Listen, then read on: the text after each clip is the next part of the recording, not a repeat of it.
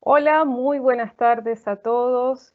Les saluda Michela Suárez Pirela desde la Facultad de Derecho de la Universidad Autónoma de Chile en la ciudad de Temuco, Chile. Bienvenidos a nuestro conversatorio Derecho de Autor y Derechos de Imagen en tiempos de COVID-19. ¿Me escuchan? Vamos a hacer una prueba porque no estoy segura de que me estén escuchando. Perfecto. Bueno, ya me confirmaron que todo bien, que sí me están escuchando. Teníamos un pequeño desfase aquí. Pues quiero darles la bienvenida a, como les he dicho, nuestro conversatorio denominado Derecho de Autor y Derechos de Imagen en tiempos de COVID-19, el que hemos querido organizar en compañía de destacadísimos expositores nacionales que nos van a contar un poco algunos tips sobre cómo manejarnos en este nuevo entorno de las clases en línea, que estoy segura que a más de uno de nuestros asistentes del día de hoy le ha dado más de un dolor de cabeza. La verdad es que quisimos hacer este conversatorio como una forma de acercarnos a algunos de los problemas que hemos notado han tenido los profesores universitarios, los estudiantes, investigadores o diversos profesionales que se han visto enfrentados a esto de los seminarios y las clases en línea, muchos de los cuales, por cierto, no son abogados, no tienen conocimiento jurídico y por lo tanto es un poco agobiante a la hora de saber lo que puedo hacer y lo que no puedo hacer. ¿Dónde buscar? No sabemos. Probablemente muchos de nuestros asistentes no tienen, y de hecho es así, no tienen conocimientos jurídicos, no saben dónde hay que buscar, qué pueden compartir, qué no pueden compartir. Lamentablemente el COVID-19 ha tenido muchísimos, pero muchísimos efectos. Y por supuesto uno de ellos se relaciona con los efectos jurídicos. Y en el que atañe a nuestra disciplina, por ejemplo, ha implicado debates interesantes como que nuestros estudiantes y profesores están aterrorizados porque no saben qué va a pasar si se filtra una imagen inapropiada y se vuelven virales. ¿Qué pueden hacer? ¿Qué puede hacer alguien que quiere compartir un texto a sus estudiantes porque las bibliotecas están cerradas? No le compartimos el texto, se lo podemos compartir, le podemos decir dónde lo va a encontrar, pero a lo mejor no lo va a poder encontrar. Entonces, pensando en todas esas vicisitudes que sabemos están pasando muchísimos profesionales a lo largo del mundo, es que, reitero, hemos querido organizar este conversatorio. Precisamente por eso, fíjense que la mayoría de nuestra audiencia, debo hacer esta salvedad, está conformada por personas que, como he dicho, no son abogados, pero que además provienen desde otras ciudades y países. Hemos tenido conocimiento de que entre nuestros participantes teníamos personas de Guatemala, El Salvador, Cuba, Colombia, Perú, Argentina, por supuesto de nuestro querido Chile, entre otros lugares, y eso pues nos anima mucho y agradecemos desde ya que hayan atendido nuestro llamado. Bien, además de todo lo que les mencionaba, quisiera hacer una pequeña introducción antes de darle paso a nuestros brillantes expositores a quienes les presentaré posteriormente. La verdad es que muchos conocen lo que es la propiedad intelectual, también tenemos algunos especialistas en nuestra audiencia, pero otros no lo conocen, así que vamos a dar un pequeño preámbulo de lo que se refiere a la propiedad intelectual.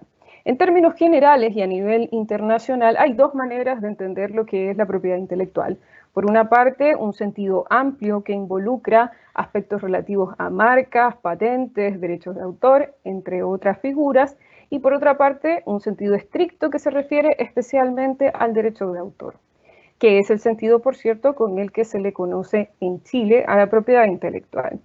Bien, dicho eso, hay que decir que estos regímenes, y sobre todo el que nos convoca el día de hoy, el derecho de autor, tienen como propósito tutelar el acto de creación humano y los derechos que se derivan de ese acto de creación, en el caso del derecho de autor, de una obra original. Y esto hace que esa creación, siempre que reúna los requisitos de ley, pueda ser protegida a través de distintas categorías de derecho, como los derechos morales y patrimoniales, algunos de los cuales, les adelanto desde ya, tienen el carácter de irrenunciables en el caso de los derechos morales. Y también un aspecto patrimonial que tiene que ver con la explotación económica de esa obra. Bien, y bueno, ya vamos a ver que los autores en derecho suelen entender que estos son una especie de pequeños monopolios legales que facilitan al titular de la obra o a la persona que éste autorice para hacer ciertos usos de la misma. Y ahí podemos estar hablando, como nos contarán nuestros expositores, de diversas formas de creación. Entonces nosotros no vamos a hablar de figuras tales como las marcas, las patentes, sino que nos vamos a referir, por supuesto, a cosas que tengan que ver con derecho de autor, como lo hemos dicho en el título de nuestra presentación. Y además eso se vincula con un derecho con el que se suele confundir, porque la verdad es que se asocian, ¿no? En muchas ocasiones los problemas de derecho de autor se vinculan muy cercanamente a los problemas relacionados con el derecho a la propia imagen, cuya categoría vamos a conocer el día de hoy si no la conocemos, y vamos a poder diferenciar que se trata de dos figuras que, aunque suelen estar muy vinculadas, pertenecen a categorías distintas. Entonces, para hablar sobre todos estos temas y un poquito más, les cuento finalmente que vamos a funcionar de esta manera. Tenemos a nuestros 4 expositores. Vamos a comenzar con el profesor Juan Pablo González.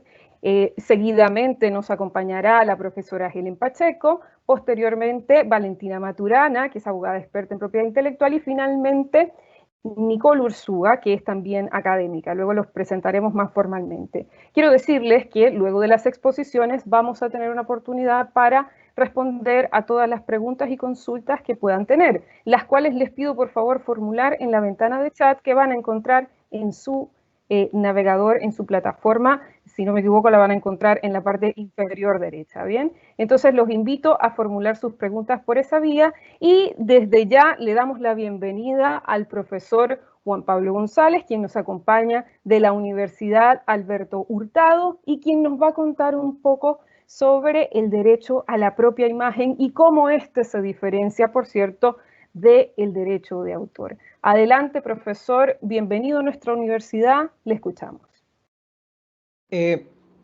Primero que todo, muchísimas gracias por la invitación, Michelle.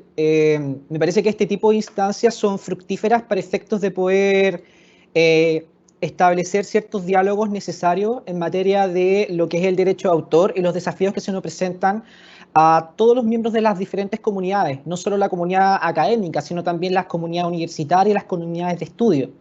Y bueno, el tema que a mí me toca exponer dice relación con el derecho a la imagen. Y en ese sentido, creo que la imagen que seleccioné para efectos de poder iniciar mi presentación es bastante reveladora. Todos tenemos un cierto riesgo o eventual temor de los usos ilimitados que puede tener nuestra imagen, sobre todo en contexto de uso de plataformas electrónicas, particularmente videoconferencia. Por eso mismo es importante conocer cuál es la regulación nacional y cuál es la regulación internacional en la materia. En ese sentido, tal como comentaba Michelle, es importante establecer ciertos presupuestos básicos en materia de derecho de imagen. El derecho a la imagen es conocido como un atributo de la personalidad que tiene un elemento positivo y negativo. El elemento positivo implica la posibilidad de poder explotar económicamente mi propia imagen, pero el aspecto negativo permite también un efecto inhibitorio, que es impedir que terceros utilicen mi imagen sin mi consentimiento. Se protege la imagen cuando es de carácter identificable y vinculable a una persona determinada física, y en cierta hipótesis, como señalaba muy bien Michelle, se presentan problemas porque a su vez puede concurrir con otros derechos, particularmente derechos de propiedad intelectual o privilegios industriales, donde no queda muy clara la distinción entre cuál es la protección, si es básicamente a la imagen o a las obras que puedan surgir eventualmente de las creaciones de los autores. Un elemento importante para establecer el derecho a imagen es que tiene una clara vinculación con la dignidad de la persona.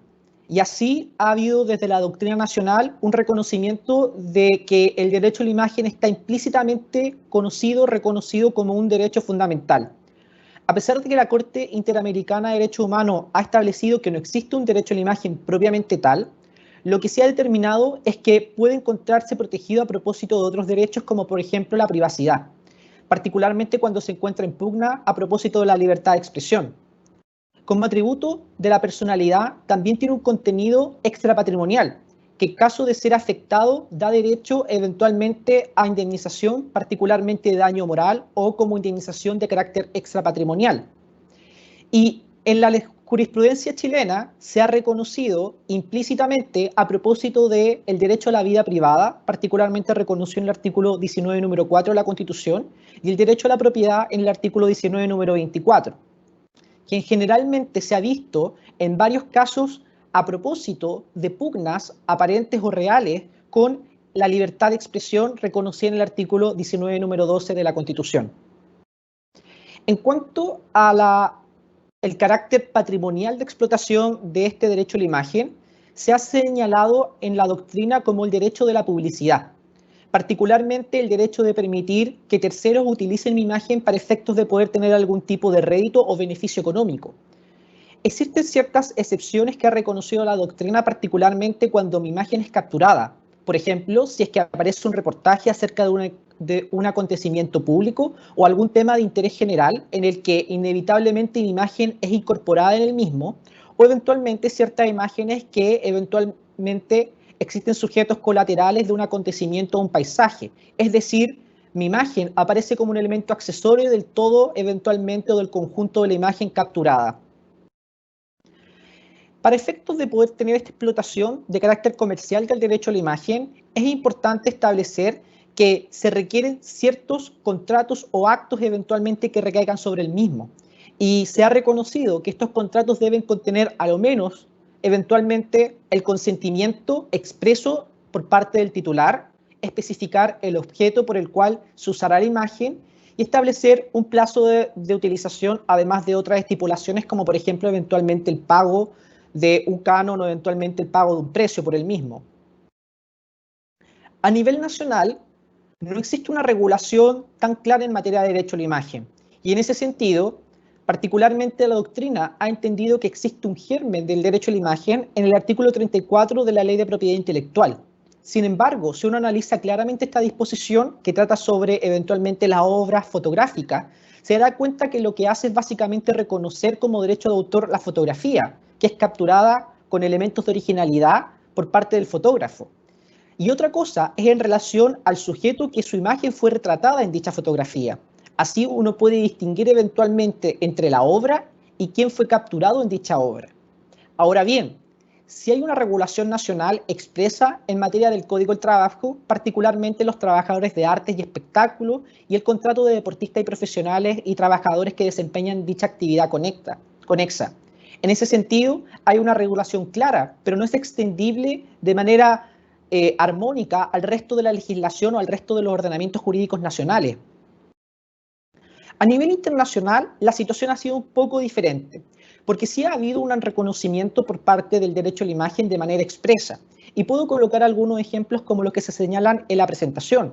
Por ejemplo, está la Constitución española en el artículo 18, inciso primero, que reconoce, entre otros derechos, el derecho a la imagen, y lo establece como un derecho inalienable, irrenunciable e imprescriptible, relacionando directamente con las características propias de la persona. El Código Civil argentino también reconoce el derecho a la propia imagen y lo establece relativo exclusivamente a una persona de carácter físico o persona humana. Lo mismo sucede en el Código Civil peruano. Ahora, la imagen y este análisis del derecho a la imagen generalmente se ha producido por el gran desarrollo en el derecho anglosajón, particularmente por lo que se conoce como Right of Publicity, en el que permite eventualmente a una persona reclamar cuando su imagen o nombre fueron usados sin su consentimiento.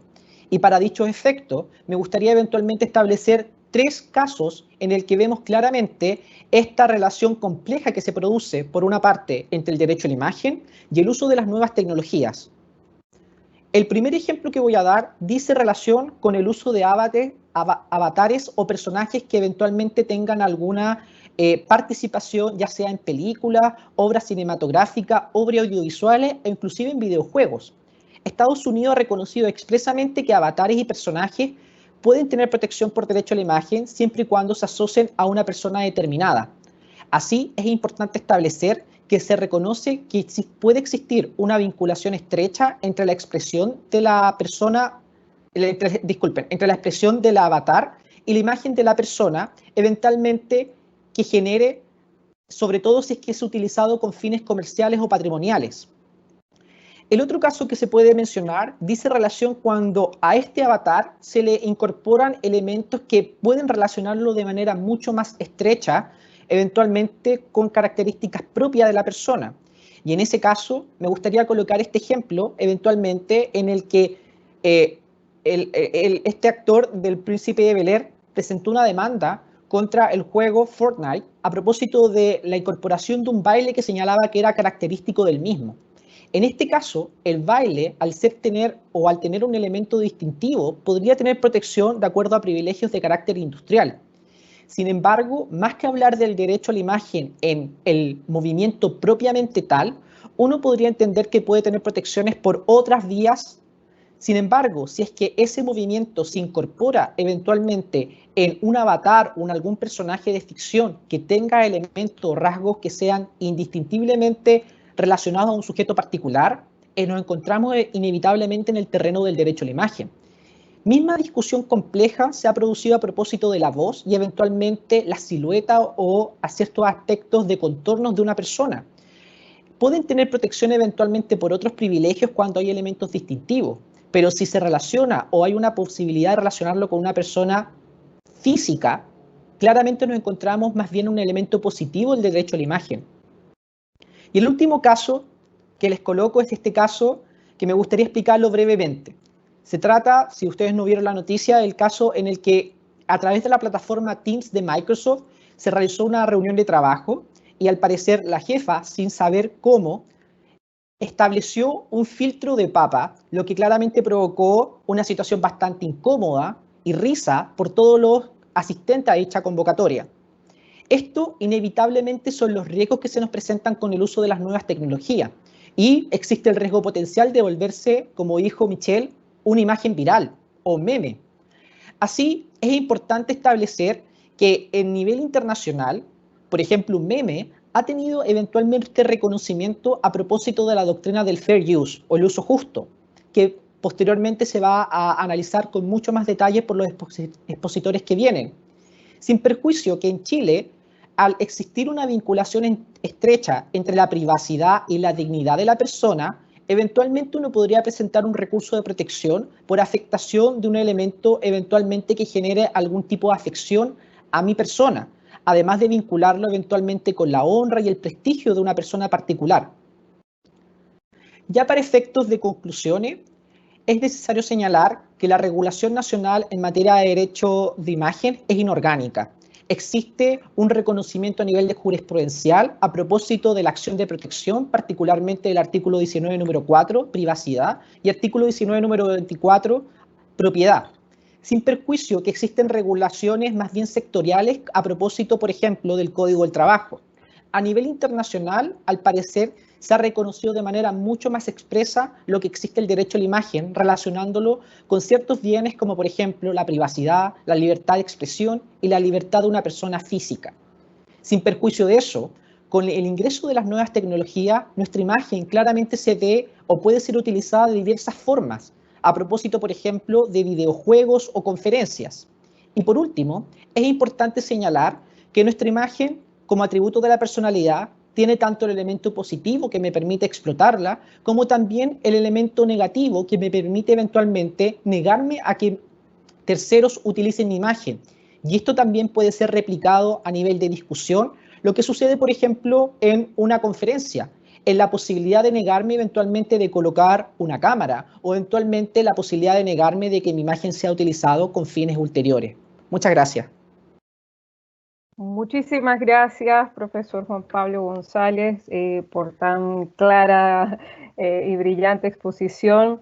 De verdad que es un temazo, ¿no? Hemos querido, le contamos a nuestros participantes que hemos querido que las exposiciones sean breves para que podamos abrir el debate, para que podamos conversar, porque esto es un conversatorio. Así que les reiteramos la invitación a realizar sus preguntas a través de nuestro chat, porque estoy segura que habrá muchísimas.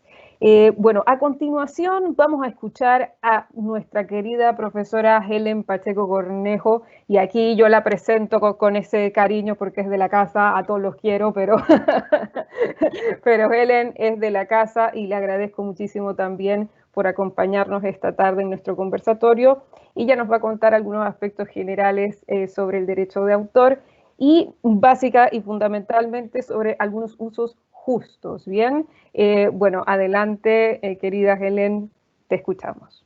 Michelle, muchas gracias por tu presentación y gracias y te felicito por la organización.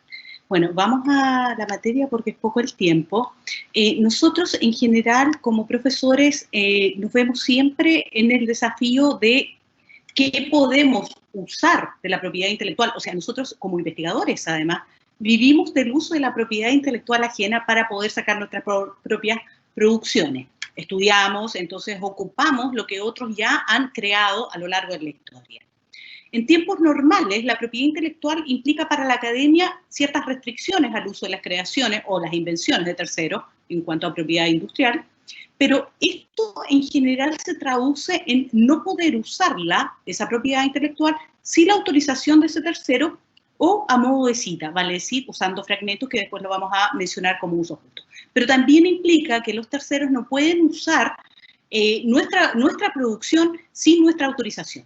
Ahora, en la vida actual y en tiempos de pandemia, eso no ha cambiado, las normas siguen siendo las mismas. Lo que sí cambió es la frecuencia o la intensidad en el uso de medios electrónicos, lo que facilita la reproducción de nuestras obras y también la propagación sin nuestro control de lo que estamos produciendo, ya sea PowerPoint, desde una simple, o esta misma presentación que estoy ahora compartiendo, o fragmentos que ordenamos, que también es una producción intelectual si nosotros seleccionamos fragmentos de obras de terceros, incluso papers, pequeñas columnas de opinión. En general, todo el material que nosotros estamos produciendo ahora es mucho más fácil de replicar y ponerlo en red, ¿ya? Ahora, ¿qué es lo que protege el derecho de autor? Porque el derecho de autor va a proteger, si bien es cierto, pareciera que protegiera pensamientos e ideas, pero lo que protege en realidad es la expresión concreta de estos pensamientos e ideas. ¿Sí? Mientras yo las tenga mis ideas en mi fuero interno, no existe protección, porque también estaríamos limitando el derecho al libre pensamiento. Yo no puedo entrar en la... ¿Sí? Perdón que te interrumpa, Helen. No sé si tú querías compartir la presentación, porque si la querías compartir no la estamos viendo. Si quieres seguir adelante, ningún problema, pero no la estamos viendo. No. Pero, ¿sabes qué? Ahí está tomando. Ahí está tomando. No se habían perdido de mucho en cuanto a mis presentaciones. Perdón, adelante. Muchas gracias. No, gracias. Bueno, entonces lo que yo puedo proteger es la expresión concreta de mis ideas o pensamientos, en cuanto yo la saco de mi foro interno. La plasmo en un dibujo, la plasmo en esta misma presentación, como ya les había hecho el ejemplo, ¿ya? Entonces, no puedo proteger un concepto, un pensamiento o una idea porque estaría limitando la libertad de pensamiento. Distinto es cuando ya eso lo he puesto en alguna cosa, si se quiere, o lo he plasmado en alguna expresión concreta y material. Ahora, ¿cuáles son los requisitos del derecho de autor? Y son requisitos o elementos para que pueda gozarse de la protección que provienen del Convenio de Berna, que es un convenio muy antiguo sobre los derechos de autor, sobre propiedad intelectual, y data ya del 1886. Es interesante este convenio porque si bien yo les voy a ir después poniendo ejemplos y razonamos sobre la base de la legislación chilena, el convenio de Berna establece estándares internacionales y todos los estados que hacen parte de este convenio tienen que ir adaptando su legislación a los estándares que establece este convenio. Y actualmente son 176 estados los que son parte del convenio. Entonces, cuando yo hablo de protección a través del convenio de Berna, estoy hablando de una protección prácticamente global. 176, en el mundo existen 195 estados y de la ONU hacen parte 193. Entonces, no es menor, se podría considerar que la gracia del derecho de autor es que yo gozo de protección prácticamente global. Ahora, ¿qué es necesario? Que exista creación, ya que sea en los ámbitos literarios, artísticos o científicos, pero tiene que haber algo, una idea, un concepto o una creación que yo haya plasmado en una expresión concreta. Ahora, en virtud de este convenio y de sus principios, no es necesario que el autor sea nacional, no es necesario que sea, en el caso de nosotros, que sea chileno. Señora, si usted está en El Salvador o en Guatemala, no es necesario en su país que la persona que goce de la protección sea guatemalteco. Puede ser cualquier persona que esté en el territorio, ni siquiera es necesario ser residente, menos aún estar legalizado. ¿Ya? Es más, ni siquiera es necesario inscribir, pero lo que pasa es que la inscripción sirve para crearse una prueba de que usted es el autor de esa obra. ¿Y la inscripción cómo se realiza? Bueno, acá en Chile antes no se podía hacer online, hace ya desde febrero, por lo menos por lo menos yo lo intenté en febrero y ya se podía con bastante, al inicio no funcionaba tan bien, pero ya se ha regularizado bastante, y se puede inscribir en el registro de propiedad intelectual que está en online, en la dirección que ustedes pueden ver en la diapositiva, completan el formulario y pagan el derecho para la inscripción, lo que incluye certificado. Es muy barato, o sea, estamos hablando de que una obra, por ejemplo, un dibujo o podría ser un poema, cuesta del orden de los $8 o 5.000 pesos, y esto llega hasta $25 o 18.000 pesos para obras más complejas y pasando por software, y también podría ser una película. Ahora, en el caso de los profesores, lo que nos convendría a nosotros es que si tenemos varias diapositivas, hacemos una sola obra y pagamos una sola vez el precio. La gracia es que si lo hacemos en la página, hay que subir esa obra de manera digital. Por eso conviene también que sea a través de un archivo PDF que pesa menos. Hay una limitación en el peso, pero ahí ustedes lo pueden ver. Ahora, incluso es más, como este registro es global, habría que ver, pero si en otras partes del mundo no se puede inscribir, incluso podría ver, no lo he probado desde afuera, pero podría ser incluso viable inscribir en Chile una obra y también permitiría la prueba. Pero esto es todo desde el plano de la teoría, digamos, de la ley. ¿Por qué? Porque hoy en día es difícil para nosotros como profesores controlar quién usa nuestro material, quién estaría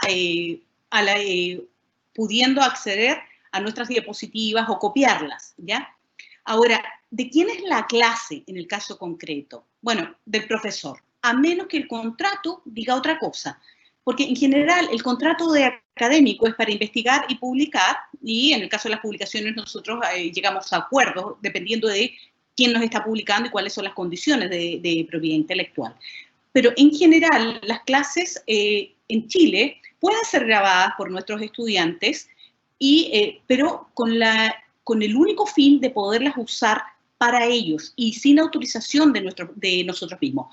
En la actualidad, ¿qué es lo que está pasando? Que a través de las plataformas somos nosotros quienes estamos grabando la clase y colgando, subiendo material que hemos producido para nuestros estudiantes, pero siempre es para el uso personal de nuestros estudiantes.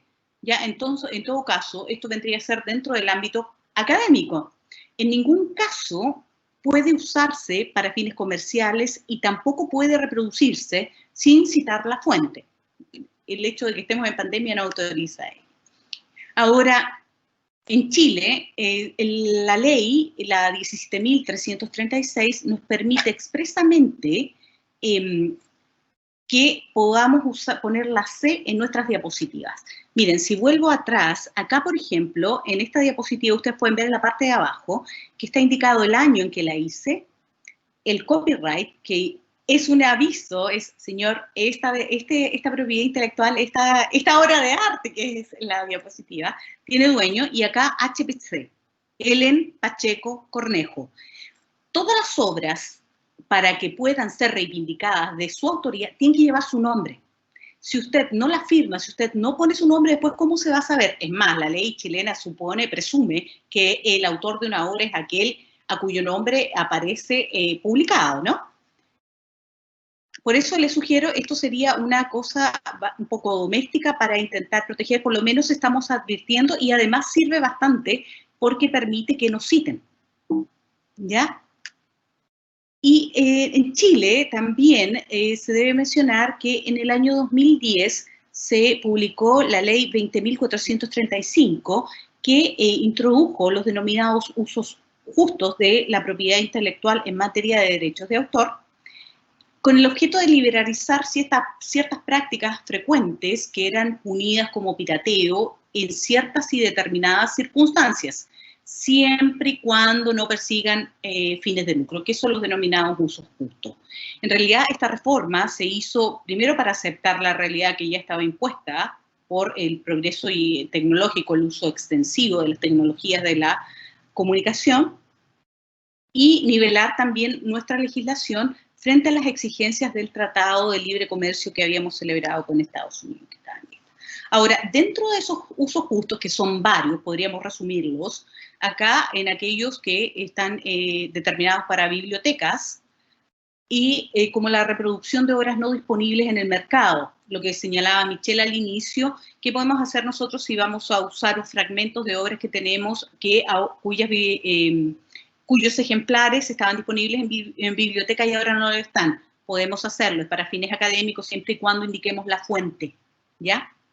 Ahora, distinto es que nosotros publiquemos o subamos todo un libro, eso les aseguro, y de hecho hay demandas abiertas de grandes editoriales porque algunos sitios, algunas bibliotecas también digitales han liberado ejemplares al público con motivo de la pandemia.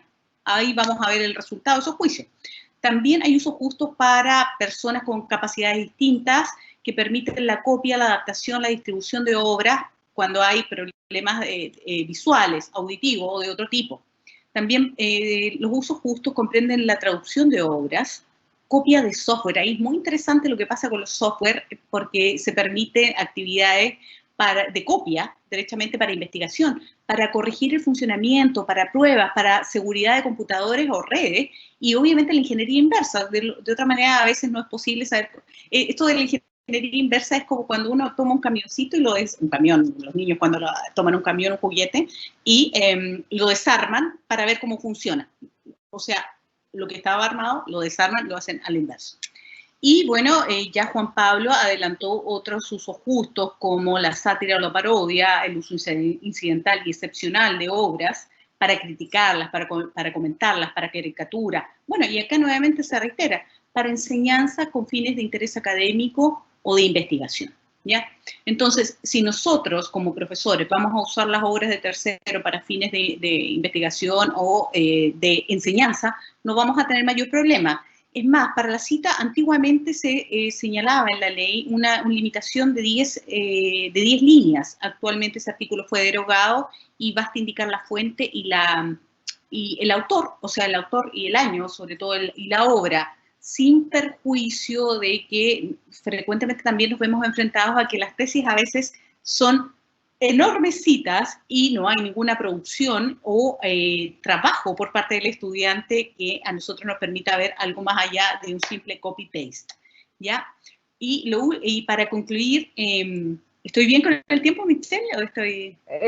No, ya te pasaste, pero como ibas finalizando, te dejamos. Ya. Mi única conclusión es que respecto de las copias que pueden hacerse o del uso no autorizado de nuestro trabajo, vale decir que no nos citen, hay, aparte de este dato doméstico de ir señalando en cada diapositiva el copyright o en el material que subimos, siempre la autoría, el año, el nombre que le vamos a dar a nuestras obras, pero tal vez tecnológicamente tratar de usar claves de acceso a este material para saber quién lo bajó. Por lo menos ahí se puede trazar por dónde podría haber fuga, porque nosotros, si bien en la academia estamos unidos, no estamos unidos para seguir a quién está haciendo uso de nuestra propiedad intelectual, cómo sería la sociedad del derecho de autor en Chile. Ellos sí cuentan con los medios, con la logística para hacerlo. Entonces, bueno, espero haber aportado en algo y muchas gracias por estos 10 minutos de participación. Gracias, Michelle. Muchísimas gracias, Helen. Bueno, como les decía, vamos a darle espacio también a los demás profesores para que nos quede muchísimo más tiempo para poder leer sus preguntas. Ya tenemos muchísimas preguntas en el chat, los animamos a seguir preguntando. Es probable que no tengamos espacio para leerlas todas porque vemos que hay muchísimo interés en nuestro chat, pero en todo caso se los agradecemos muchísimo. Reiteramos el agradecimiento a la profesora Ellen por su excelente disertación. Vamos a darle paso ahora a la abogada Valentina Maturana Cipelius. Ella es chilena, pero nos acompaña en esta oportunidad desde Madrid porque se dedica allá precisamente en una firma de abogados llamada Arochi Lindner a asesoría en materia de propiedad intelectual. Le agradecemos el esfuerzo adicional que supone la diferencia horaria y, bueno, le damos la palabra para que nos pueda hablar un poco sobre los límites y las excepciones del derecho de autor en tiempos de COVID-19. Adelante, Valentina. Hola, Michelle, muchas gracias por la presentación, bueno, y también por la invitación. Sumarme a las palabras de Juan Pablo y Helen en el agradecimiento. Creo que han habido muchos conversatorios en temas de COVID, hemos aprovechado de utilizar bien el tiempo en este sentido, pero creo que este conversatorio es bastante particular porque trata algo que últimamente hemos visto ha sucedido mucho, como bien decía la profesora Helen Pacheco. Si bien siempre hemos estado en el contexto del derecho de autor y siempre han existido los límites y las excepciones, hoy en día estamos con un flujo de información constante en el cual hay mucha información que se está compartiendo a través de distintas plataformas y es por ello que me parece muy interesante que hayan tenido la idea de analizar toda esta nueva ola de clases online, plataformas, aulas virtuales, campus virtuales, a través de la perspectiva del derecho de autor. Bueno, quiero comenzar mi presentación haciéndoles una pequeña pregunta autorreflexiva, por así decirlo, porque no tenemos tiempo para que sea esto algo un poco más, algo más dinámico, salvo al final que vamos a abrir el espacio para preguntas y conversar un poco. Pero quiero preguntarles a ustedes cómo se imaginan ustedes que hay un uso de obras o de derecho de autor cuando hacemos una clase online. Y si ponemos atención en este aspecto, nos podemos dar cuenta que el derecho de autor, como bien mencionó Helen, está presente en todo nuestro entorno, en parte de nuestra cultura y es parte del día a día. Por ejemplo, cuando compartimos una clase por internet, podemos estar haciendo uso de música, que por el simple hecho de crearse está protegida por derecho de autor, como explicó en la presentación anterior, fotografías, obras plásticas, cuadros, extractos de películas que se usan mucho, por ejemplo, yo me acuerdo de mis clases de Derecho Procesal para hacer mención a los exámenes y contraexámenes y que los alumnos puedan ver cómo funciona el juicio, por así decirlo, que por lo general siempre son norteamericanos en la vida real, compartir libros, revistas, artículos, capítulos e incluso cuando ponemos a disposición de nuestros alumnos y alumnas documentos, revistas en estas plataformas u aulas virtuales. En todos estos contextos estamos haciendo uso de derechos que están protegidos, principalmente por la mera creación de la obra, como una de las particularidades del derecho de autor, como mencionó la profesora Pacheco, y es por ello que es importante que tomemos atención sobre lo que podemos y no podemos hacer dentro del marco de la educación online, de las clases online o de los seminarios. Bueno, es importante comenzar el análisis de esta excepción señalando que el derecho de autor no es un derecho absoluto. Que no sea un derecho absoluto para aquellos participantes que no son abogados, quiere decir que está sujeto a límites o excepciones. No así, por ejemplo, otro tipo de derechos que son absolutos e inalienables. Entonces, el derecho de autor, al ser un derecho que no es absoluto, está sujeto a una serie de límites que se encuentran debidamente reflejados en la Ley 17.336 sobre propiedad intelectual y que el límite que nos convoca y que tiene sentido para el tema de las clases online que me toca exponer hoy en día es el artículo 71M de la referida ley que hace referencia al límite o excepción en el marco de la investigación o de la educación, bien digo. Se señala por la legislación chilena que yo, como docente o como investigador, en el contexto de clases en general, sea una aula física, que es algo que se ve un poco alejado hoy en día, así como una aula virtual o una clase online, se permite el uso de obras en general, sin hacer distinción, sin una remuneración a cambio para el autor o que ostente los derechos, ni tampoco un permiso o autorización de este.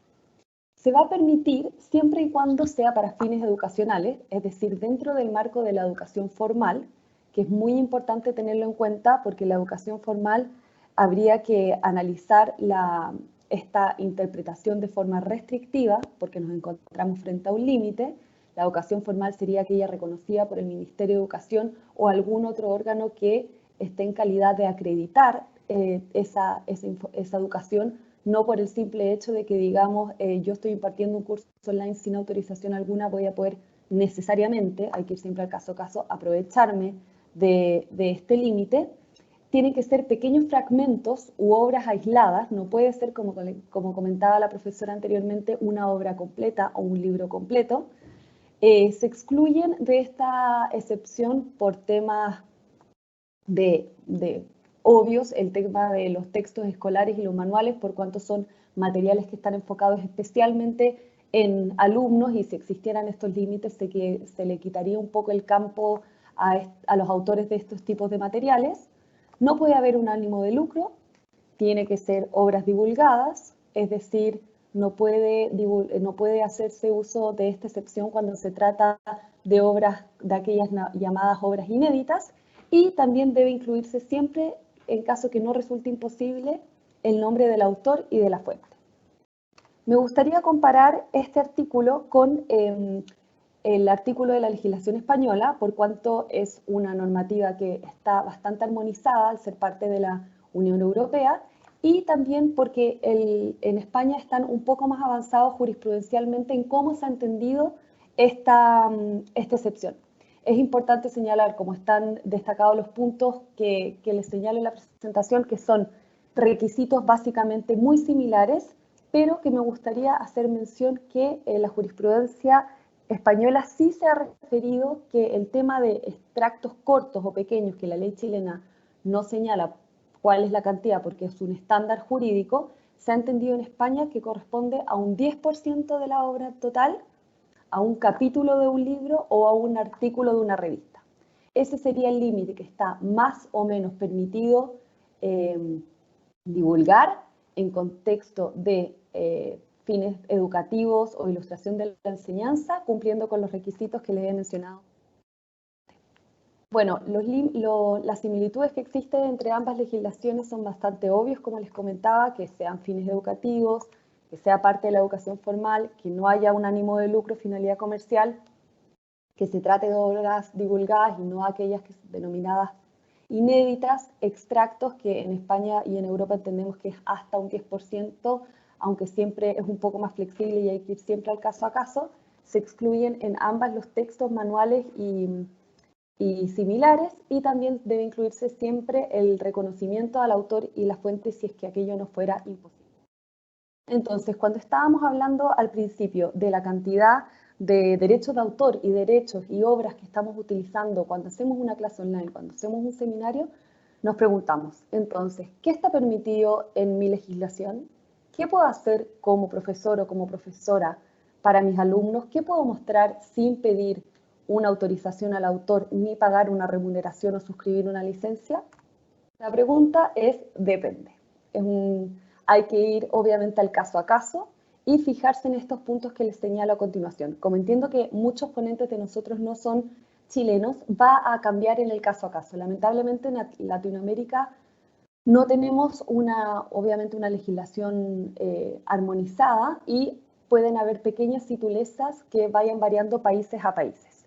Importante y recomendación, tener siempre en cuenta la extensión de la obra. Creo que el límite del 10% nos da una mención de lo que podemos mostrar, una imagen de una película, un artículo, una revista, un capítulo, un libro, no más allá de eso, porque ya no se entendería que es una obra o un extracto pequeño. Ello no quiere decir que no estemos autorizados a compartirla, sino que vamos a tener que pedir una licencia, una autorización o pagar una remuneración a cambio. Y también mucho ojo con el tema de la educación formal. Al ser un límite, estar interpretado de forma restrictiva. También quiero hacerles una pequeña mención a las aulas virtuales y a las plataformas de internet en las universidades, ya que en España hay bastante jurisprudencia al respecto, pero en virtud del tiempo voy a reservarme este pequeño comentario por una pregunta que hicieron que me va a permitir exponer un poquito más sobre. Entonces, para ir cerrando, ¿en qué debo fijarme como una especie de checklist al momento que vaya a utilizar obras protegidas por derecho de autor en mis clases online, seminarios online, plataformas, etcétera?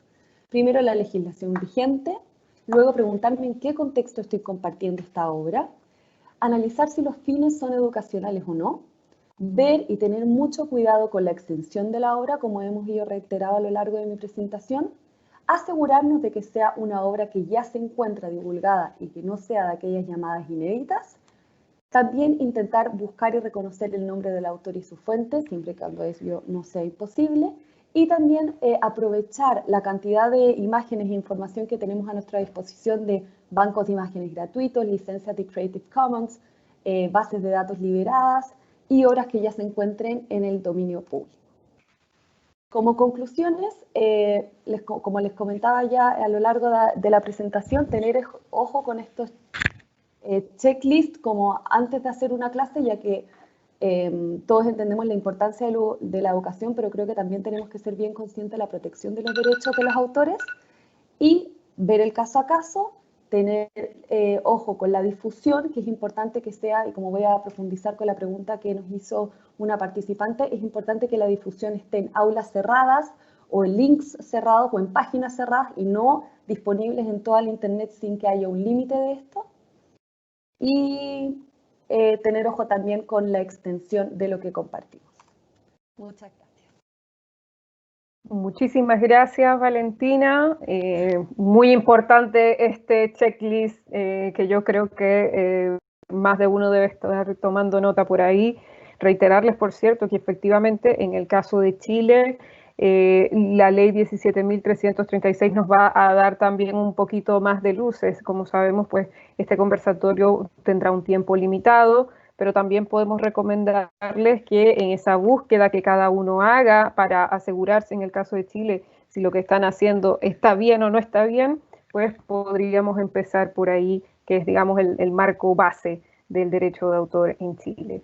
Bien, dicho esto, vamos a darle la palabra a nuestra última expositora, que es la profesora Nicole Ursúa, quien nos acompaña desde la Universidad Central, y además le agradecemos también su disposición por atender nuestro llamado, y ella nos va a hablar de un tema incómodo pero necesario, el tema del plagio y el fraude académico. Adelante, profesora, la escuchamos. Bienvenida.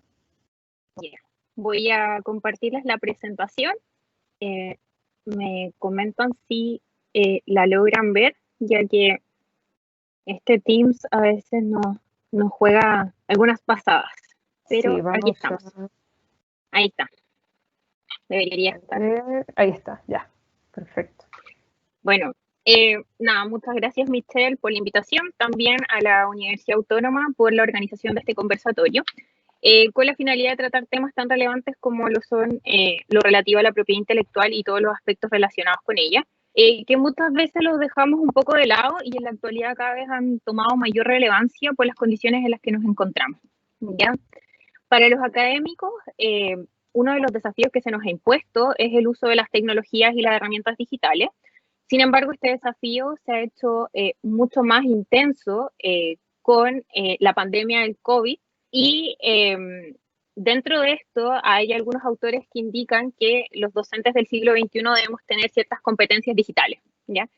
Y entre ellas, que yo recojo para fines de la presente exposición, son las relativas a entender cuestiones relacionadas con el derecho de autor y también el uso honesto de los materiales. Y por otro lado, ser capaces de poder identificar el plagio en los trabajos de nuestros estudiantes.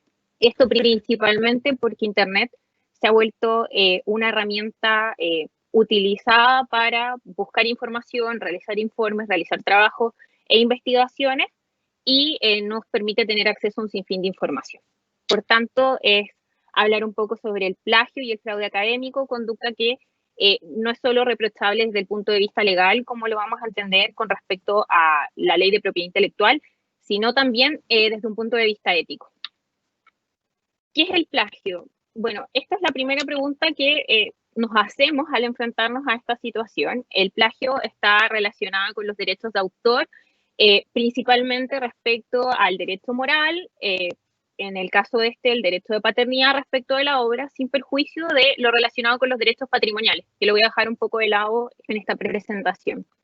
En general, no existe una definición de lo que se entiende el plagio, sino que ha sido más bien la doctrina y la jurisprudencia la que han ido señalando qué es lo que se entiende por este concepto. En este sentido, un autor, que es Fernández Zarzola, definió al plagio como el hurto de los pensamientos ajenos para publicarlos como propios. Por otro lado, la Real Academia de la Lengua Española define lo que se entiende por plagiar y entiende que es copiar sustancial obras ajenas dándolas como propias. Hay una sentencia del Tribunal Supremo Español, el cual señala y define el plagio, y esta ha sido recogida, esto es del año 95, pero ha sido recogida con posterioridad, respecto a entender el plagio como, en su concepción más simplista, en todo aquello que supone copiar obras ajenas en lo sustancial. Se presenta más bien como una actividad material mecanizada, poco intelectual, menos creativa, carente de toda originalidad y de concurrencia de genio o talento humano. ¿Ya? Es súper importante que la tengamos en consideración. En base a este concepto, la doctrina ha señalado ciertos elementos que configuran o caracterizan al plagio. Por un lado, vamos a tener la existencia de una obra original. Esta obra puede ser previa o lo necesario es que sea una obra anterior. Por otro lado, una ausencia de la labor creativa por parte del infractor.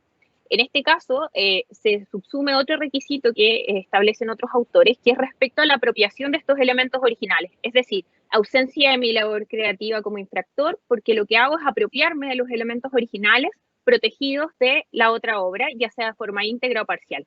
Y por último, que la conducta no se encuentra amparada por la excepción de cita, ya que lo vamos a ver en las diapositivas siguientes. Respecto a los tipos de plagio, bueno, para entender el plagio, en general existen muchas formas de constituirlo, por tanto no necesariamente la forma más burda, si lo queremos ver de cierto modo, es lo relativo cuando un autor se apropia de la totalidad de un texto de otro. Ya lo hago pasar como propio. Luego, cuando se copian elementos o fragmentos significativos de una obra ajena. También en el caso de que utilizo material de distintas obras, que éstas encajan de manera correcta, por tanto, las ocupo en mi texto sin hacerlas referencia. Por otro lado, otra conducta que a veces resulta un poco como contradictoria, pero es el autoplagio, ya en el caso de que un autor utilice obras propias que ya han sido difundidas. Y también en el caso en que, si bien estoy citando las fuentes, de todos modos se va a considerar que existe plagio porque no cito, por ejemplo, de dónde obtuvo la información, pero sí cito al autor, ya, o cito de manera errónea o imprecisa la fuente, o al momento de parafrasear una idea de otro autor, lo hago sin citar. Plagio en el ámbito académico. Bueno, la idea de este conversatorio era relacionar un poco el ámbito académico con estas circunstancias, como lo es el plagio. Como yo ya les adelantaba, el plagio pasa a ser una herramienta para la búsqueda de información, no solamente ahora en el tema de la universidad, sino para realizar informes, trabajos, investigaciones, entre muchas otras. Esto nos facilita las búsquedas, obviamente, nos permite tener acceso a un sinfín de información. Es correcto que nosotros concurramos a estas fuentes de información con la finalidad de estudiarlas, interpretarlas y con posterioridad que a lo mejor podamos escribir sobre ellas. Sin embargo, el problema siempre va a recaer en cuando se omiten las fuentes de donde yo estoy obteniendo la información. ¿Ya? Eso es lo más importante. En base a lo anterior, esta herramienta lo que hace es seducir en general, no solamente a los alumnos, sino que seduce en general a transgredir las normas de propiedad intelectual y hacer pasar por propios contenidos que han sido obtenidos desde la web. ¿Ya? Eso es una de las cosas más importantes. También es importante destacar que el plagio se encuentra sancionado con penas de multas y privativas de libertad, de acuerdo al indicado en la Ley de Propiedad Intelectual. Sin embargo, en el ámbito académico se establece normalmente como una falta grave disciplinaria. En la mayoría de los casos se indica que el trabajo que va a ser presentado por el académico va a ser calificado con nota 1, incluso puede ser sancionado con una medida máxima disciplinaria consistente, por ejemplo, en la expulsión, ¿ya?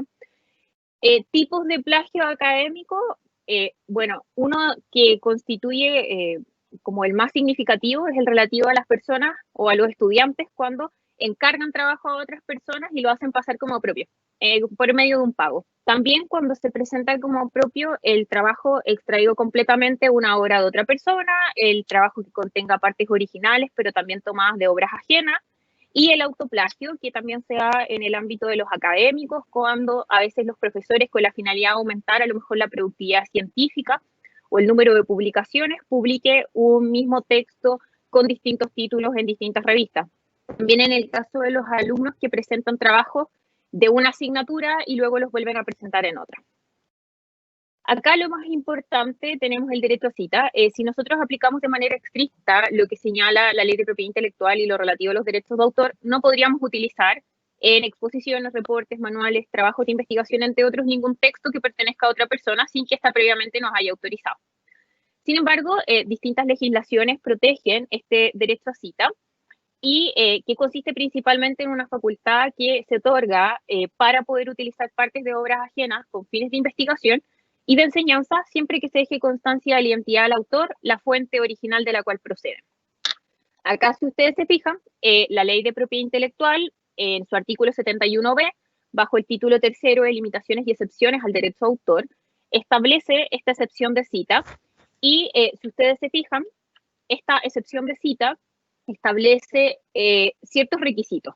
En primer lugar, va a consistir que la obra citada debe haber sido lícitamente publicada, ¿ya?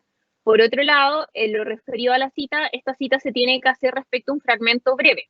Esto del fragmento breve no se ha determinado, antiguamente el reglamento establecía que eran 10 frases, no hay ninguna estipulación por lo menos en cuanto al contenido.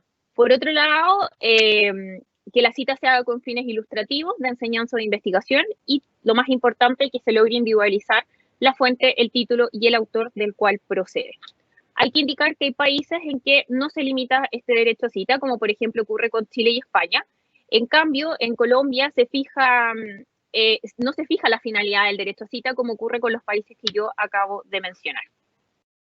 También les traje algunas herramientas para detectar el plagio.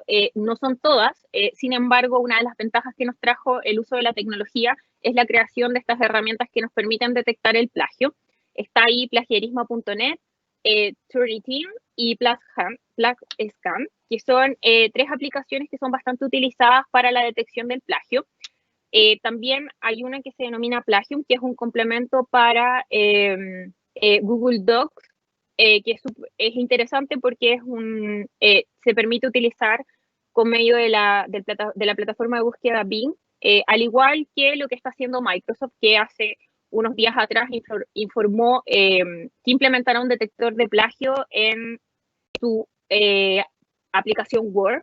Por tanto, esta se va a basar en el uso de tecnología Bing para aumentar la originalidad de los textos, y esta herramienta va a funcionar mientras uno está escribiendo, nos va a ir detectando aquellas partes que sean coincidentes con páginas sobre las que ya se cuenta información, alertando de la similitud y obligándonos a hacer las citas correspondientes, ¿ya?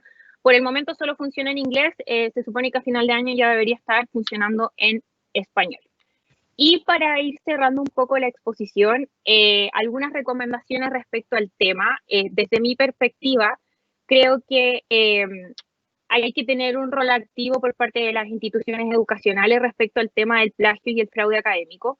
También creo que es necesario que este rol activo se traslade a una instancia pedagógica respecto al plagio y el fraude académico. También potenciar el uso de las herramientas tecnológicas de la detección del plagio, pero no solo en el producto final, sino que durante el proceso de enseñanza-aprendizaje.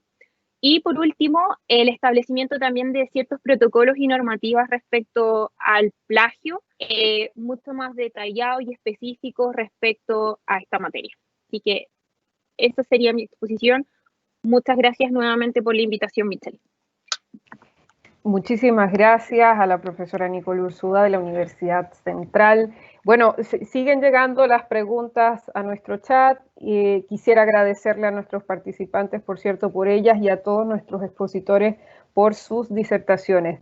Bueno, la verdad es que vamos a agrupar algunas de las preguntas, otras han sido tantas que, bueno, hemos seleccionado algunas. Vamos a empezar con una primera ronda. mientras organizamos las demás que nos han llegado. Y bueno, la primera cosa que me gustaría preguntarles, sobre todo a quienes están ejerciendo docencia, porque bueno, nuestro conversatorio se dirigía a lo que podemos y lo que no podemos hacer en el ámbito de las clases en línea. Me gustaría preguntarles desde la situación que están viviendo como docentes, ¿creen que hay alguna mejora que podamos hacer en la legislación sobre derecho de autor en Chile? ¿Qué nos ha dejado en evidencia la pandemia que decimos, no, pero es que esto hay que cambiarlo, cuando salgamos de esta, igual tenemos que arreglarlo? ¿Se les ha ocurrido, se han puesto a reflexionar sobre eso? ¿Qué nos pueden contar, no? Quien quiera comentarme, y así pasamos a dar lectura al resto de las preguntas. ¿Quién prefiera? ¿Ellen? No, bueno, mira, la verdad, revisando o sea, si uno ve nuestra normativa, tal vez le faltarían, y en eso yo creo que Nicole y Valentina podrían ayudar más. Sí, faltaría algo más claro respecto del plagio, sobre todo el plagio, el fraude académico. En eso necesitamos más normativa, tal vez más clara, y también lo que sí yo veo desde la práctica, que necesitamos más difusión. Yo creo que a pesar de todos los esfuerzos que se han hecho, el respeto del derecho de propiedad, porque esta es otra forma de propiedad nada más, ajeno en todas sus formas, es relevante en nuestra sociedad. Yo hablo desde Temuco y soy una apasionada de la propiedad, de hablar sobre propiedad intelectual en relación a conocimientos tradicionales indígenas, ya que hay una pregunta sobre el dominio público, ya que incluso hay quienes los catalogan como que serían de dominio público. Pero sí bueno, en definitiva más respeto, pero eso también, espero que la pandemia traiga más respeto entre todos. No sé si una pandemia podrá tener ese poder, algo se va a producir, no lo sé, pero sí podría implementarse, sí, también por vías de hecho, medios tecnológicos para proteger más la propiedad intelectual. Por ejemplo, que una vez que se descarguen los videos, y eso lo comentaba Marcia, que pienso que es nuestra Marcia Molina, una vez que se descarguen los Marcia. Sí, porque miren, objetivamente nosotros como académicos, y creo que los colegas de otros países también están lo mismo, no tenemos la posibilidad de ver quién nos está plagiando. O si pasa que alguien nos plagie, pucha, qué bueno, alguien dice, por lo menos soy plagiado. ¿Me entienden? Es muy distinto a los artistas, que ellos tienen un ente colectivo de recolección de derechos patrimoniales, de pago de las licencias. Nosotros no lo tenemos, sí creo que en eso podríamos contar con algunos medios tecnológicos tal vez, que es más fácil que rastrear quién nos está plagiando, es muy difícil. Y respecto de, o sea, para nosotros poder protegernos por medios tecnológicos creando archivos que se puedan destruir una vez que se bajan o que pierdan calidad de función. Y para respetar más al resto, y se puede, ¿eh? Se puede, o también encriptado, o sea, tal vez encriptado es mucho, pero sí con claves de acceso precisas para poder rastrearlo. Y mayor difusión para el respeto de la propiedad de los otros, citando, no vamos a perder ninguna, o sea, reconociendo que alguien habló de algo antes, que no vamos a perder nada, todo lo contrario. Si la rueda, hay pensamientos que son convergentes, hay mucha convergencia intelectual. Digamos, los pueblos indígenas mexicanos, igual que los ingleses, jugaban fútbol, o sea, hay convergencia intelectual. Entonces, sí creo que mayor difusión, viéndolo de los dos lados. Claro, y es que hay que considerar, y estoy bien de acuerdo contigo, Ellen, en el sentido de que en muchos de nuestros países, y siempre lo repito porque me preocupa, en muchos de nuestros países la propiedad intelectual no es una asignatura, en ninguno de los niveles. Si acaso llega a ser un tema en la carrera de Derecho, una unidad de estudio, una asignatura electiva, por supuesto hay ofertas especializadas, pero no es una asignatura obligatoria. Y debería serlo en esta época tecnológica que estamos viviendo. No sé qué opinan ustedes, si alguien quiere comentar algo. No sé si me escuchan. Sí. Bueno, un poco lo que yo les comentaba al concluir la exposición, creo que falta ese rol activo por parte de las instituciones, y no solamente hablo desde el punto de vista de la universidad, sino que a nivel de todas las instituciones existentes en el país. Creo que en cuanto a los derechos de propiedad intelectual debiesen ser y tomar una bandera de lucha con respecto a esta intención de potenciarlos y darlos a conocer, porque finalmente estamos hablando de, claro, como decía Helen, de una especie de derecho de propiedad, por tanto, me pertenecen, son míos.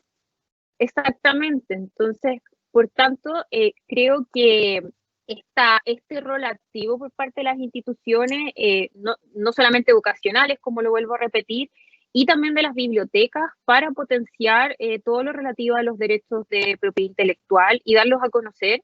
Y finalmente eso, creo que eso es lo que falta, no solamente en el derecho, yo sé que todos los que estamos exponiendo acá somos abogados, pero sí hacerlo una institucionalidad el tema de los derechos de autor y más aún ahora que se nos vino encima el tema de la tecnología, que yo creo que eso fue lo que finalmente ha detonado estas preocupaciones que el año pasado no las teníamos. O sea, antes nadie se cuestionaba si es que yo ahora estoy en este conversatorio y alguien en este momento está poniendo un filtro o está haciendo un meme con mi cara, o en este momento alguien está grabando, además de esta grabación que estamos teniendo ahora, nadie se cuestionó eso hasta que nos ocurrió.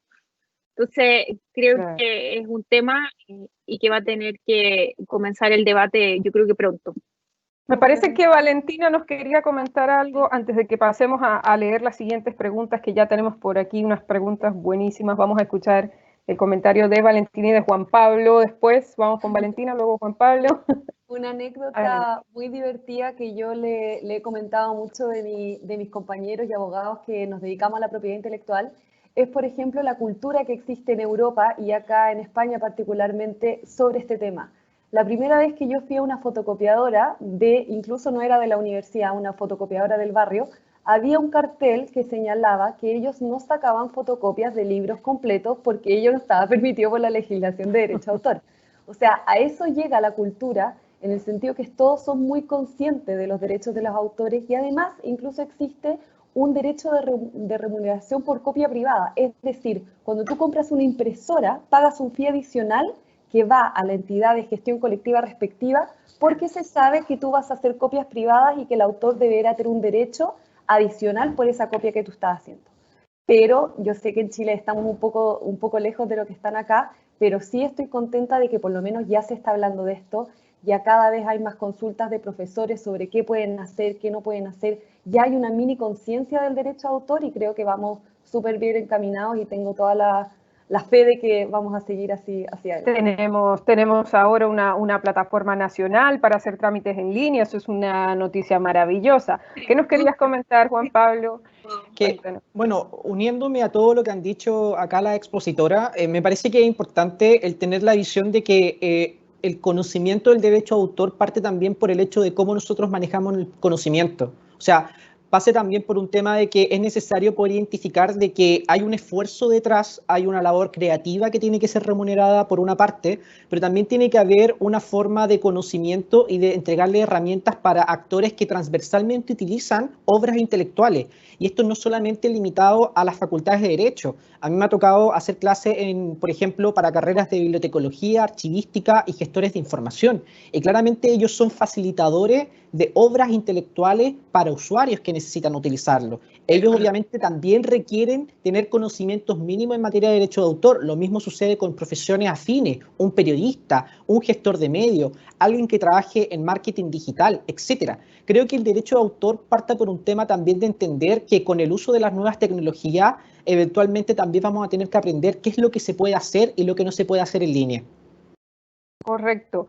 Bien, vamos a seguir con las preguntas de nuestros asistentes. Aquí tengo una buenísima.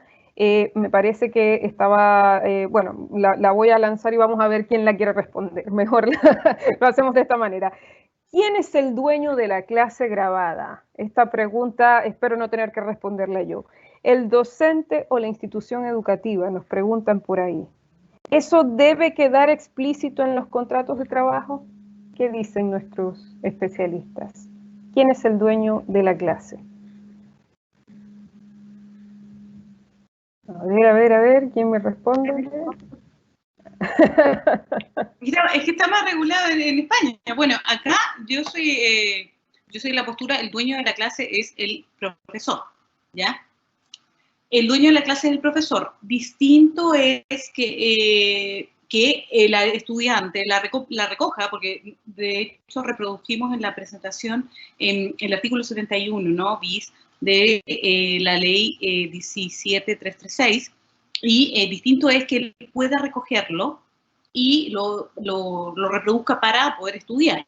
Eso es muy distinto. Ahora, la institución, miren, en Chile no existe una presunción de propiedad como en el caso de los software, ¿ya? Porque uno podría decir, claro, me tienen contratado, entonces si yo en el tiempo que me contratan produzco una clase, esa clase le pertenece a la universidad. Eso no se ha regulado, porque en el caso del software, el que paga por el software es el dueño, ¿ya? En el caso del trabajador, digamos, no existe eso. En el caso del profesor no existe eso. En el caso de los artistas, sí. La gente que trabaja en la tele, de hecho, muchos ya van regulando cuántas veces se pueden tirar al aire, no sé, las reproducciones de Viña, el show del humor, eso lo vemos. En el caso de los profesores no existe esa regulación, entonces actualmente las universidades se vieron obligadas también a hacer las clases online, pero también la mayor parte de los profesores, no uno, pero digamos la mayor parte de los profesores, para que funcione, no se va a poner, hasta ahora no se han preguntado eso. Ya, distinto es que la universidad o la institución de la cual se trate, no necesariamente la universidad, pueden ser muchos, hagan correr más allá del ámbito académico esos videos. ¿Ya? Claro. Creo que ahí se podría producir una fricción o bien en años posteriores use esos videos sin contratar al profesor, por ejemplo. Eso ahí ya tendríamos un conflicto claro.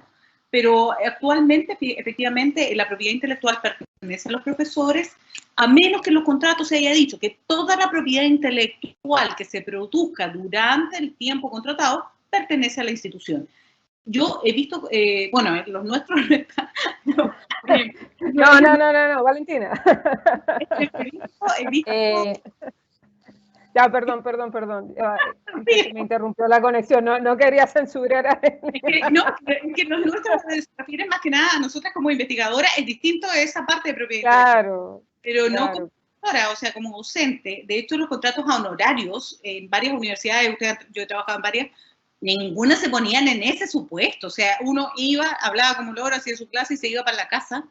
Y si le pasabas diapositivas, excelente, bienvenido, puedes continuar. Y si no, no, pero en ningún caso se discutía esto. En cambio, ahora quieran... Claro, es que nadie se va a imaginar un contexto pandemia. Vamos a preparar el contrato del docente para una pandemia. Nadie lo pensó, ¿no? A ver, me parece... Sí. Un sentimiento tácito. Me parece que, Valentina, para cerrar esta idea y pasemos con otra pregunta para poder darle más cabida a nuestros participantes. Valentina, me parece que quería decir algo y pasamos a otro tema que tenemos por aquí sobre deepfakes. Un comentario muy específico. Estoy de acuerdo con lo que señala Helen, que hay que hacer una diferencia en qué tipo de obra estamos, en qué tipo de contrato estamos, en qué tipo de régimen estamos entre los... Se silenció tu micrófono, disculpe, Valentina. Ahí sí, disculpe. ¿En qué tipo de régimen estamos? Si es que es un work for hire, como explicó bien Helen, el tema de los programadores, el tema de las patentes, son distintas las sutilezas que tenemos que ir viendo, pero como regla general, claro, lo que dice Helen, la obra debiera, y yo estoy de acuerdo con ella, que la obra pertenece a los profesores, y también hacer la distinción de si los derechos son patrimoniales o morales, que los patrimoniales son los que se pueden ceder, que yo puedo explotar y la universidad los puede dar, pero siempre la universidad va a tener que reconocerme mis derechos morales como autor. Esta pequeña especificación, pero de acuerdo con la profesora Pacheco. Claro, además, sí, efectivamente creo que las dos respuestas se complementan y bueno, pero a lo mejor la pandemia también va a traer cambios y esperemos que traiga cambios positivos y que esas cosas que quedan en ciertos grises, pues las podamos resolver. Y a propósito de cosas que no están resueltas, me parece a mí, no sé qué opinará, esta me parece que va dirigida específicamente a Juan Pablo, consultamos, a propósito del derecho de imagen, me pareció bastante interesante lo que está aconteciendo con el deepfake, superponer el rostro de una persona en el de la otra y falsificar sus gestos mediante inteligencia artificial. ¿Algún comentario al respecto y su relación con el derecho a la imagen? Ahí eres libre, Juan Pablo. Después yo tengo un pequeño comentario de hoy.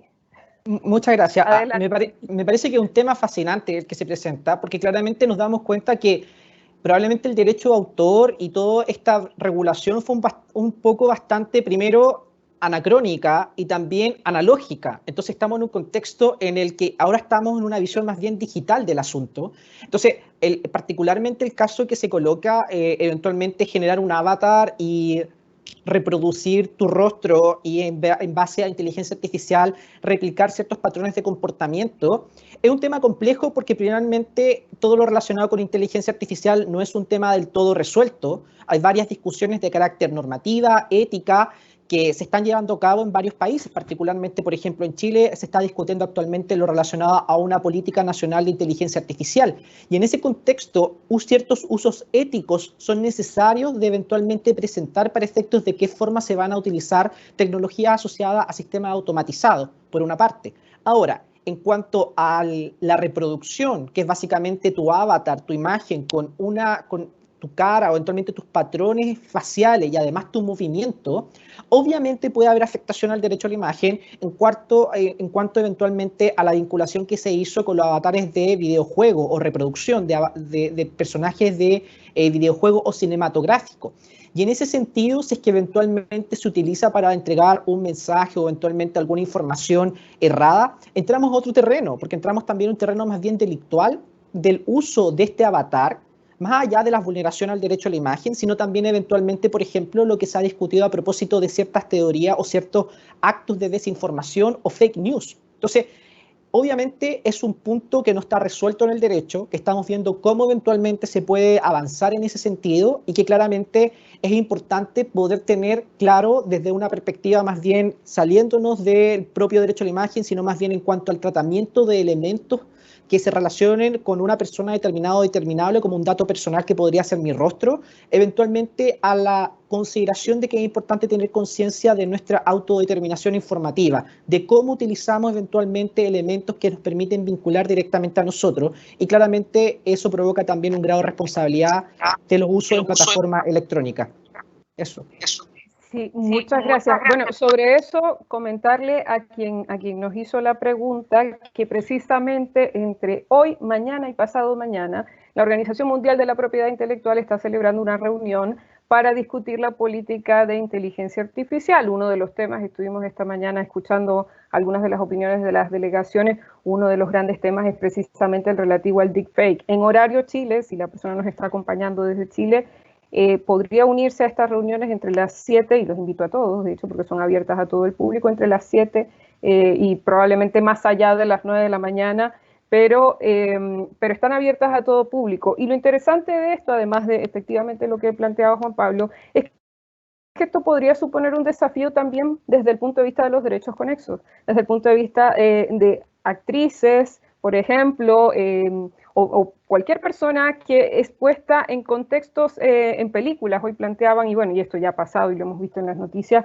personas que se les incorpora, por ejemplo, a películas pornográficas sin su consentimiento, porque la inteligencia artificial puede generar su rostro, ¿bien? Y ponerlo en esos contextos. Entonces, es un tema que involucra aspectos relacionados con propiedad intelectual, pero también con aspectos éticos, como nos señalaba Juan Pablo, con aspectos de protección de datos personales y quizás muchos otros que efectivamente tenemos que analizar, pero si esta persona está interesada, le invito a que siga la discusión esta semana en la Organización Mundial de la Propiedad Intelectual. Vamos a ver otras preguntas que teníamos por aquí para seguir con, nos quedan unos 10 minutos de discusión.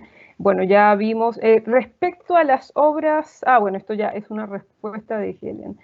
Excelentes temas tratados en el conversatorio, felicitar a los organizadores, agradecer a los docentes, muchísimas gracias Alejandra por su comentario.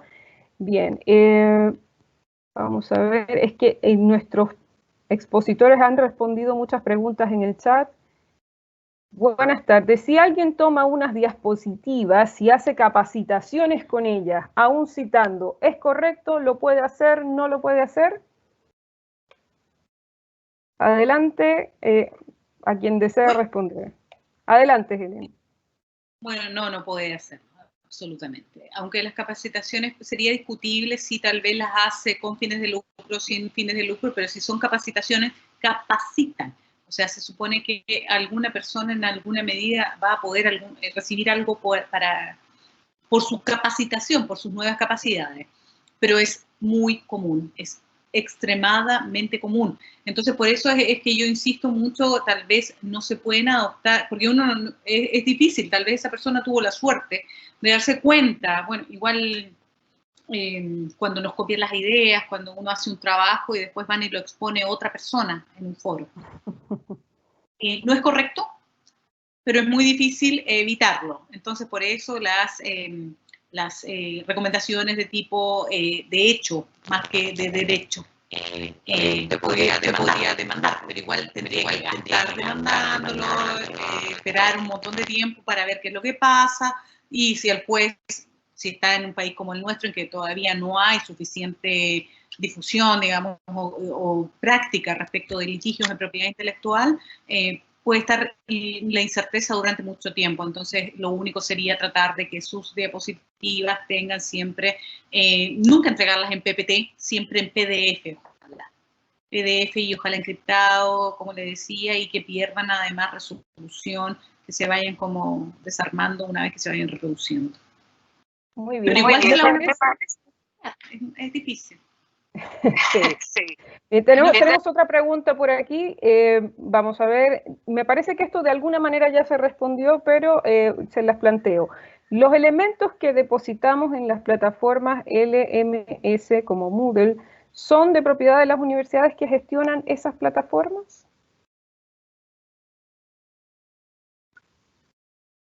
Bueno, creo que esa pregunta va muy relacionada con lo que venimos hablando sobre el régimen de los profesores, el régimen de los derechos que estamos discutiendo, pero lo que me permite ir esa pregunta a un caso muy interesante que se dio con la entidad de gestión de derechos CEDRO en España, con la Universidad Autónoma de Barcelona, si mal no me equivoco, en el cual se hizo responsable a la universidad por el contenido infractor que habían subido los profesores a su plataforma de Moodle.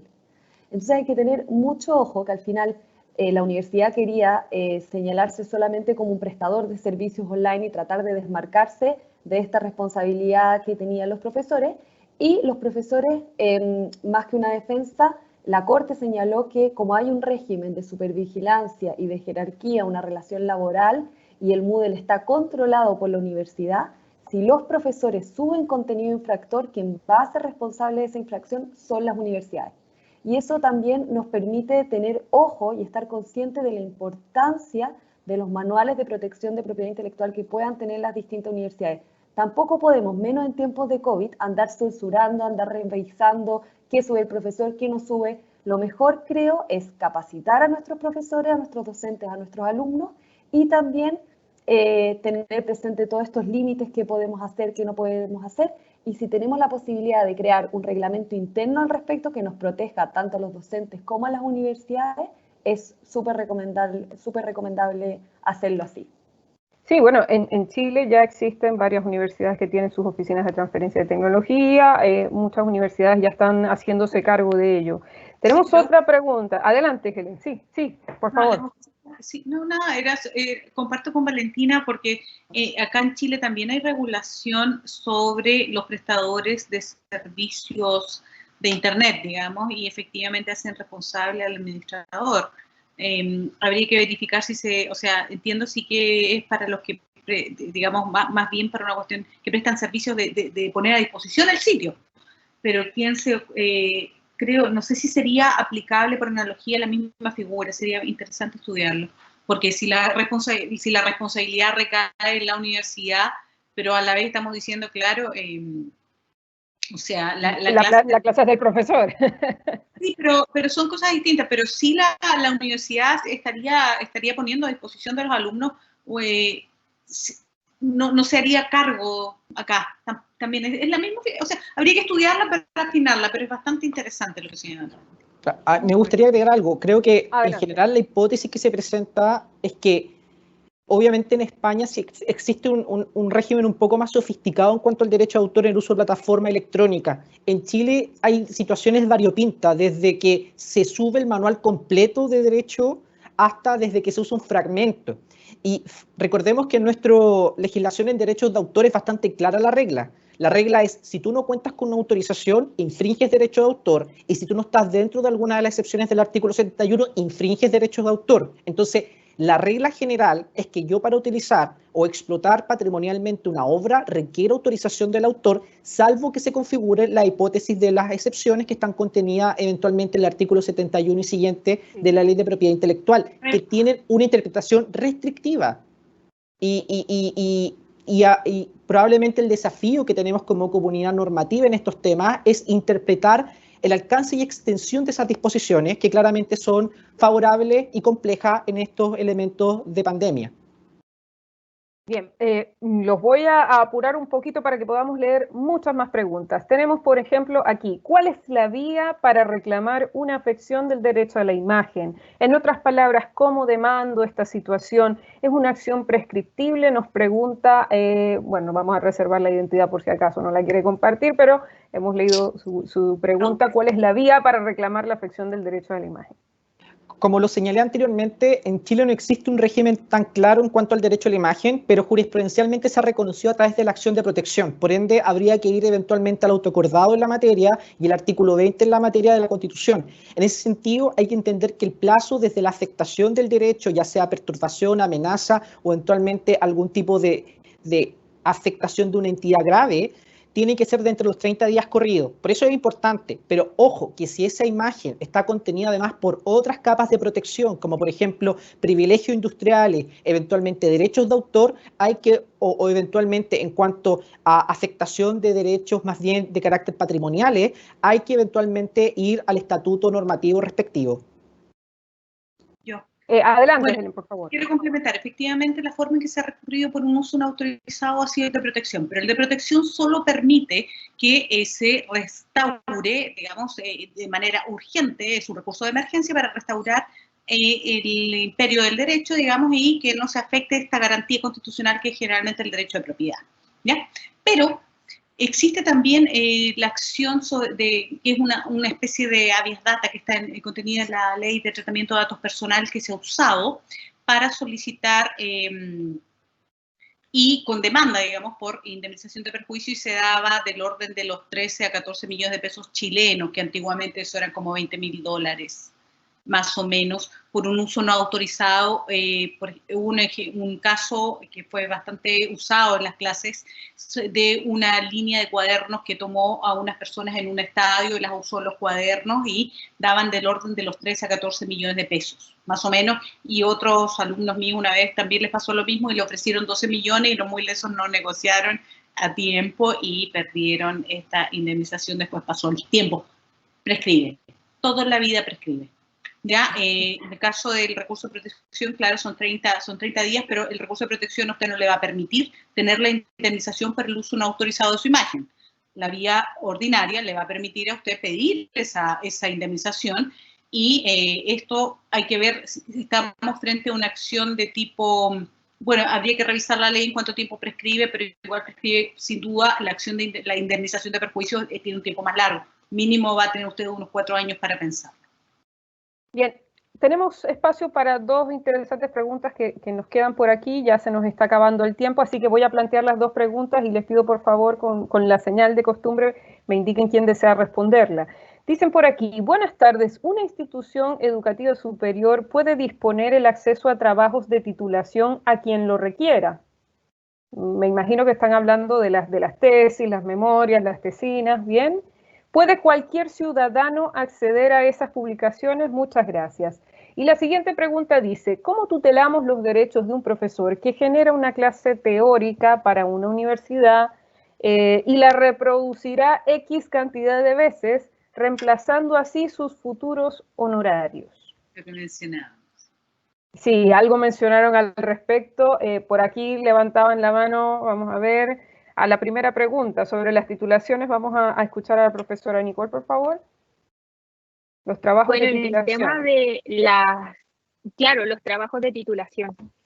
Hay harto tema respecto a esto, es súper interesante. Lo que se hace normalmente en las universidades es que las bibliotecas implementan estas licencias en las cuales el alumno cede de manera gratuita sus derechos de autor, las cuales quedan en el repositorio institucional. Esto tiene ventajas y desventajas, obviamente, en el caso de... me pongo más en el caso de las profesiones en las cuales sus tesis o sus tesinas pueden tener objetos, por ejemplo, de alguna patente eventualmente. El hecho de que se publique o se haga conocida y se suba a estas plataformas hace ahí una desventaja respecto a este estado del arte respecto a la situación que, por ejemplo, quisiera patentar. Así que ahí yo normalmente hay que leer muy bien cuál es el tipo de licencia. Como les digo, normalmente son a título gratuito. Sin embargo, también traen bastantes ventajas, porque en el hecho de que algún académico, por ejemplo, quisiese hacer pasar esa tesis por propia, o en el evento de que ya ocurrido, un ministro alemán copió su tesis doctoral completamente, haciéndola pasar como propia. Por tanto, en ese caso, la institución que hizo fue la nulidad del título de doctorado, pero como les comento, hay que revisar bien la licencia. Como les digo, normalmente se hacen sesiones a título gratuito, ya si a lo mejor su investigación es muy, muy buena o tiene mucha validez o está bien sustentada y a lo mejor considera que puede ser publicada, por ejemplo, en un libro, en un manual, etcétera, lo haría evaluar, lo evaluaría, pero normalmente es voluntario y se hace firmar al alumno estas licencias de sesión gratuita de los derechos de autor para subirlas también a las plataformas digitales. Y como dice la pregunta, que todo el mundo tenga acceso depende del tipo también de licencia y plataforma que tengan las universidades y que implementen, ¿ya? Eso, no sé si alguno quiere la profesora complementar o me parece que quería agregar algo, ¿sí? Y después le damos la palabra a Juan Pablo, ¿no? Me parece que le había pedido. Que le permitirá en el futuro desarrollar una invención, no haga el paper, porque va a matar la novedad. Y uno de los requisitos de la propiedad industrial, de las patentes de invención en particular, es la novedad, que algo sea nuevo en el mundo. Entonces, si usted hizo una tesis, esta tesis se publicó, o usted fue a hablar en una conferencia, mató la novedad y se disparó a los pies y no le van a dar la patente de invención con posterioridad. A propósito bueno, disculpa, Michelle, solo me gustaría agregar que, tomando un poco lo que dice Nicole y bueno, Helen, claramente es importante tener en consideración las licencias, y ahí creo que es un rol importante también desde la perspectiva del derecho, el cómo este tipo de instrumentos complejos, como puede ser una licencia, se tiene que volver eventualmente un instrumento más simple en entender cuál es la entidad de lo que uno está eventualmente otorgando como autorización y eventualmente cuál es el alcance y los límites asociados. Porque no es lo mismo eventualmente si es que el trabajo o eventualmente el artículo tiene algún elemento que pueda ser patentable o eventualmente puede tener algún privilegio industrial o que eventualmente es una obra literaria que está protegida por derechos de autor. Por ende, creo que es importante hacer ese esfuerzo desde todos los profesionales que nos dedicamos al área para efectos de poder generar quizás particularmente en biblioteca, licencias amigables para entender cuáles son eventualmente los usos ulteriores de este tipo de obra. Bien, nos quedaba pendiente una pregunta, por aquí surgió otra. La verdad es que tenemos muchísimas preguntas, ya nos estamos pasando de la hora, nos vamos a pasar a conceder 5 minutos más porque de verdad tenemos muchísimas preguntas, no las hemos podido leer todas. Yo creo que vamos a tener que hacer otro conversatorio porque hay mucho interés de parte de nuestros asistentes. ¿Qué querías decirnos, Helen, por favor, mientras vamos a...? Porque decía que si van a ocupar sus propios videos para después reemplazar sus clases no corresponde, a menos que usted lo haya autorizado en el contrato. Si no se están saliendo incluso del contrato, están usando su propia imagen y su propiedad intelectual, puede tranquilamente demandarlos y obtener la indemnización. E incluso tirar un recurso de protección o recurso de protección de garantía constitucional o de amparo, depende del país. De amparo en otras legislaciones, claro. Países para que digamos, se impida eso de manera urgente. Claro, bueno, sí, esa era la pregunta que nos quedaba pendiente, estaba viendo si teníamos espacio para al menos una más.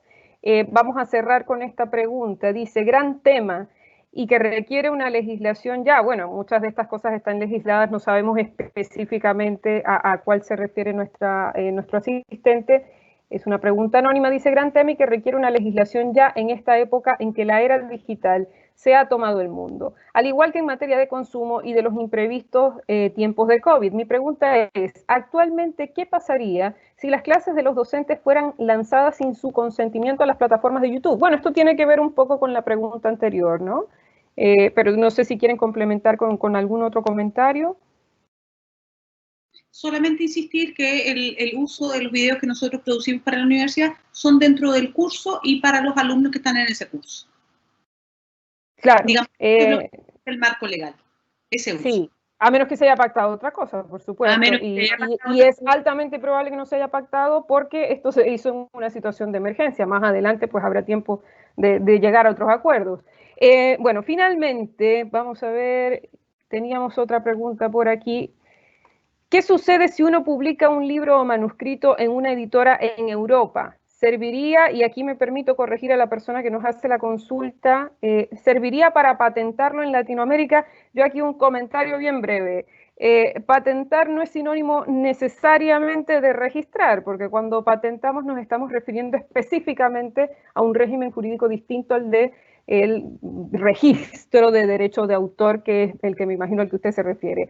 Adelante, cualquiera de nuestros expositores quien desee responder, y con esta nos despedimos. Vamos a ver. No sé quién quiere la palabra. ¿Qué sucede si uno publica un libro o manuscrito en una editora en Europa, si puede hacerlo luego en Latinoamérica? Ay, perdóname, me estoy errando con el audífono. Los derechos de propiedad intelectual también pueden ser territoriales. Y si bien existen protecciones internacionales por convenios internacionales como el convenio de Berna, yo como autor puedo pactar distintos contratos de cesión de acuerdo a los distintos territorios, de acuerdo a los distintos lenguajes, de acuerdo a los distintos idiomas. Puedo permitir como autor que se traduzca a alguna lengua, que no se traduzca a otra, que no llegue a ese país o que llegue a otro. Y en ese sentido, el que tiene el poder en el escenario ideal es el autor, porque el poder generalmente realmente lo tienen las editoriales. Pero eso es tema ya para otro conversatorio.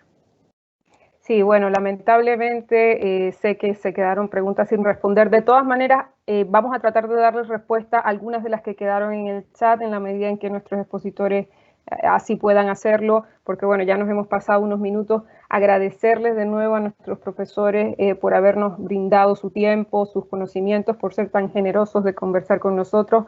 A todos nuestros asistentes de diversas ciudades, a los que lograron conectarse y a los que luego se conectarán y podrán revisar este video. Esperamos poder organizar otro conversatorio porque sabemos que hay mucha preocupación en la comunidad académica y queremos hacer sus vidas más felices. Así que muchísimas gracias a todos. Nos vemos en un próximo conversatorio de nuestra universidad. Síganos en nuestra página web y redes sociales para que se enteren de más cosas que vamos a hacer. Gracias a todos. Buenas tardes en Chile, buenas noches en otros lugares. Cuídense. Chao. Gracias, Michelle. Chao. Que estén bien. Cuídense. Felicidades, Michelle. Que estén muy bien. Felicidades a ustedes. Cuídense. Gracias por la invitación.